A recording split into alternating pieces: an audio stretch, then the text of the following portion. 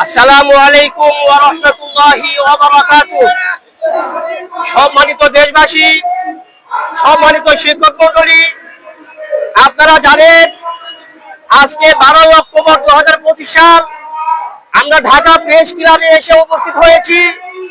আমাদের বাড়ি ভাড়া 20% এবং মেডিকেল ভাতা 1500 টাকা নিশ্চিত করার দাবিতে আপনাদের জ্ঞাতার্থে আমরা বলতে চাই, আমরা গত 2 মাস আগে আগস্ট মাসে এমন একটি দাবিতে ঢাকার প্রেস ক্লাবে আমরা উপস্থিত হয়েছিলাম। তখন আমাদের শিক্ষক নেতৃবৃন্দদেরকে শিক্ষা উপদেষ্টা উনি আমাদেরকে ডেকে নিয়ে আশ্বস্ত করেছিলেন যে আমাদের সব ধরনের দাবি দাওয়াকে মেনে নেওয়া হবে। কিন্তু 2 মাস পার হয়ে গেল, আমাদের এই দাবি দাওয়ার কোনো খবর নাই। আমরা জানি বিগত এই 2 মাসের ভিতরে আমাদেরকে বিভিন্নভাবে প্রলোভন দেখানো হয়েছে। আমাদের মাদ্রাসা অধিদপ্তর থেকে, কারিগরি অধিদপ্তর থেকে, জেনারেল অধিদপ্তর থেকে 20% বাড়ি দেওয়ার কথা বলে তারা হিসাব আমাদের কাছ থেকে নিয়েছে। কিন্তু আমরা গত 1 সপ্তাহ আগে আমরা দেখতে পেলাম যে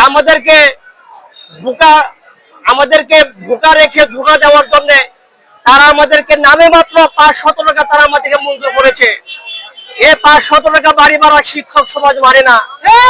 এ 500 টাকা বাড়ি ভাড়া আমরা মানতে পারি না। এ ভিক্ষা আমরা নিতে চাই না। এজন্য আজকে 12 অক্টোবর পূর্ব ঘোষণা অনুযায়ী আমরা জাতীয় প্রেস ক্লাবের সামনে আমরা এসেছি। যে পর্যন্ত আমাদের দাবি দাওয়া মানা না হবে, যে পর্যন্ত প্রজ্ঞাপন দেওয়া না হবে, এ পর্যন্ত ঢাকার প্রেস ক্লাব আমরা ছাড়বো না, অবস্থান কর্মসূচি আমরা ছাড়বো না। এখান থেকে আমাদের দাবি দাওয়া আদায় করে দিয়ে যাবো ইনশাআল্লাহ। আল্লাহ রাব্বুল আলামিন আমাদের সবাইকে কবুল করেন। এই 20% বাড়ি ভাড়া, 1500 টাকা মেডিকেল ভাতার মাধ্যমে পুরা শিক্ষক সমাজদেরকে আপনারা আশ্বস্ত করবেন আমরা ক্লাসে ফিরে যাব। এর ব্যত্যয় যদি ঘটে তাহলে ক্লাসগুলি বন্ধ হয়ে যাবে, প্রত্যেকটা শিক্ষা প্রতিষ্ঠান শাটডাউন হয়ে যাবে। এর কতটুকু বলেই 20% বাড়ি ভাড়া দিতে হবে, দিয়ে দাও।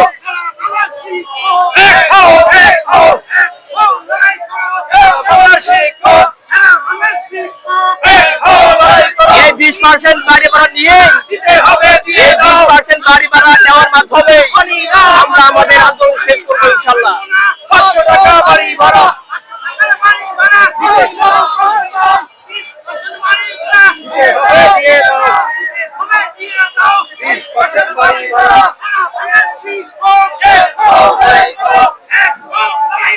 সারা বাংলার শিক্ষক এক হও, এক হও। আসসালামু আলাইকুম ওয়া রাহমাতুল্লাহি ওয়া বারাকাতুহু।